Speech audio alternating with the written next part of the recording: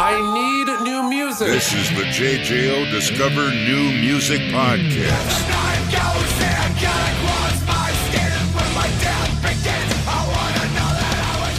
Joining me today is Alessandro Vman Ventuela. Did I say that right? Venturella. Ventuela. I think I'll just have to do the American version. How would you say Venturella? That's the Americanized. Venturella, yeah. There you go. Yeah. The bastardized version of it. Anyway, V-Man, let's just go with that. That's what we all know and love you as. V-Man, how are you, man? I'm good, thanks. So let's get to it. Let's talk to Slipknot, man. What everyone is so geeked out about. The End So Far. Now, the title of the album, The End So Far, maybe foreshadowing to some people. Maybe are we trying to get signals out of this?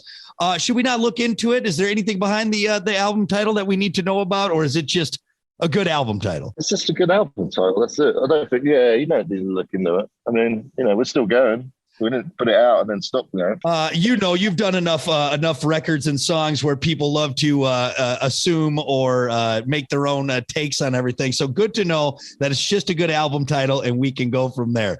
So obviously new Slipknot, and people kind of have in their mind what they know they're going to get from Slipknot. So this is a two-part question. Part one, and the phrasing of this is the only way I could think to phrase it. So what is this a typical Slipknot album like? And then part two, how is this not a typical Slipknot album? So maybe what's the expected and unexpected of The End So Far? I just think, with this one, we're just pushing it a bit in the boundaries of music, and I think where we've come from compared to previous records is just the approach, spending a lot of time with Clown writing this and putting aside basic, this is how we should do things, all that. It's just been, let's just write music, and the stuff came from that, I feel like with this record, the more it's been out and stuff, I've been listening to it again. And I'm one of those people where I listen to a record that I've been, working on or writing or whatever. And I just stopped listening to it for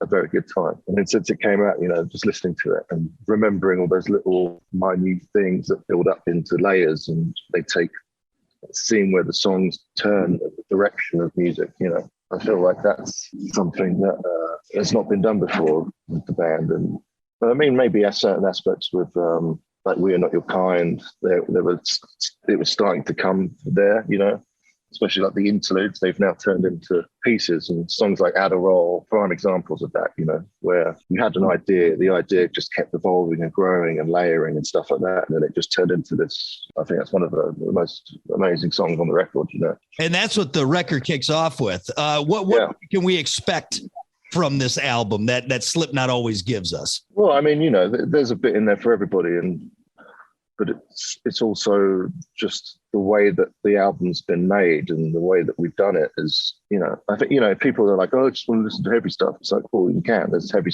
songs on there, but I think, the album in itself is a flow, it's a piece in itself. It's not just this track 6 and then I'm out, you have to start from the beginning, you get to the end, and because of that, that's what makes the album, so special, I think. For you, is there maybe a favorite track? I know you said you kind of shelved it for a little bit, then you came back. Is there one track that maybe really speaks to you, or that you really just dig each time you hear it? I mean, I think all of them really. And I know that's such a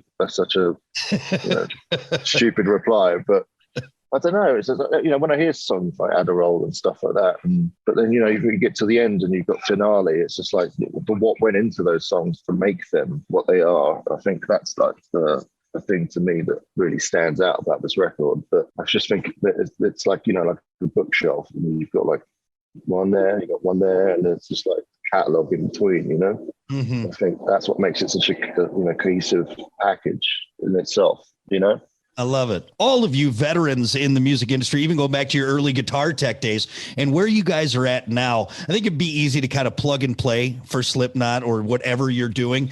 Do you find, or how do you find new ways to challenge yourself in this? Because there's nothing really left to prove. What do you guys do? Well, I think that's what this record is. It's to be able to play these songs live and stuff. It's not just, you wake up one day and plug the guitar in. It's like, there's so much involved in it.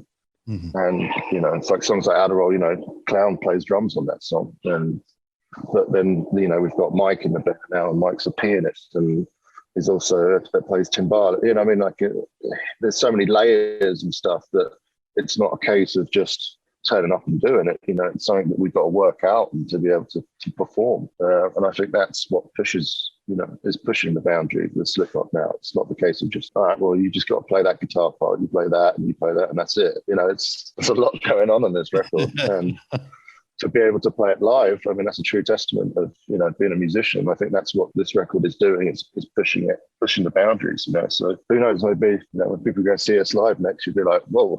Yeah. It's not going to be a case of just plug and play and just go. And it's not. It's going to be like an orchestra almost, in sense of to try and get all these parts out again. So that's what I'm looking forward to. You know? This is the JJO Discover New Music Podcast. Listen, rate, share, subscribe. Hey everybody, Corey Taylor here from Slipknot. Discover new Slipknot now on JJO.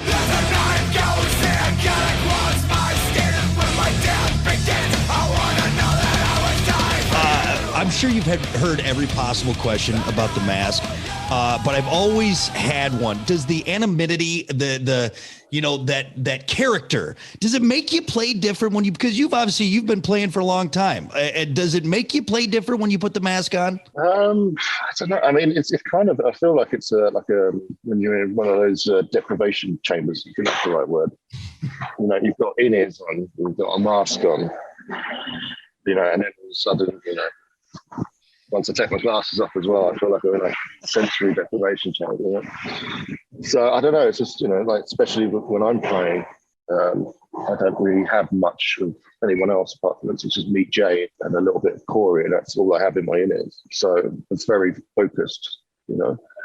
So once you got the mask on and stuff, and you're looking out and looking at people in the crowd, and you just see the way that people are vibing or the way that people are enjoying the show, you know, that's then when I get I'm in my zone, but then I'm like, oh, there's people here, aren't there?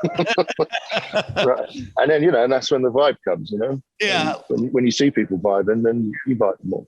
I feel whenever I put on a mask or a costume, I always get myself into trouble. So it's just very intriguing to me that you got to do that every time and it works out. So, and one more thing too, because I know you recently got married in 2020.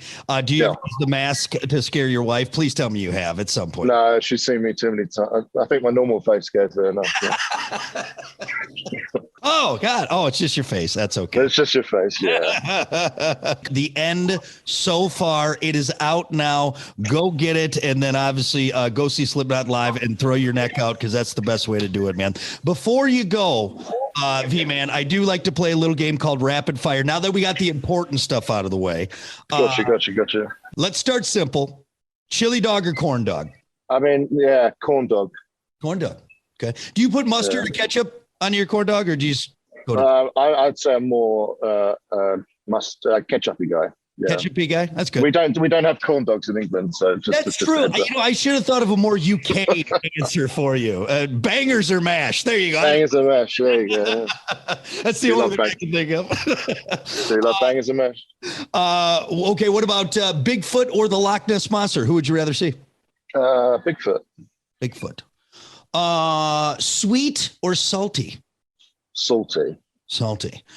Would you rather have to fight the cast of Golden Girls circa 1988 armed with wiffle ball bats, or the cast of the Little Rascals armed with prison shanks when they're like little kids? Prison shanks. You're gonna have more of the Yeah. At least they're trying to like hurt me. The other ones I don't think would be trying to hurt me. If I'm going to be fighting someone, you know, I hope they've got a knife. If they got older women with wiffle bats, it's not really fair, is it? No, that's true. And you're a bigger guy, you know, so I mean, it probably wouldn't be fair to those little old ladies. But still, now I have the image of you in your mask getting stabbed by the Little Rascals, right just in the shin. Right in the shin. Exactly. Yeah. But, you know, that's why you got legs. Just punting those Little Rascals around. I love it. All right. Well, thank you for humoring me on that, V-Man. No worries. Once again, everyone, the end so far, brand new Slipknot. It's out.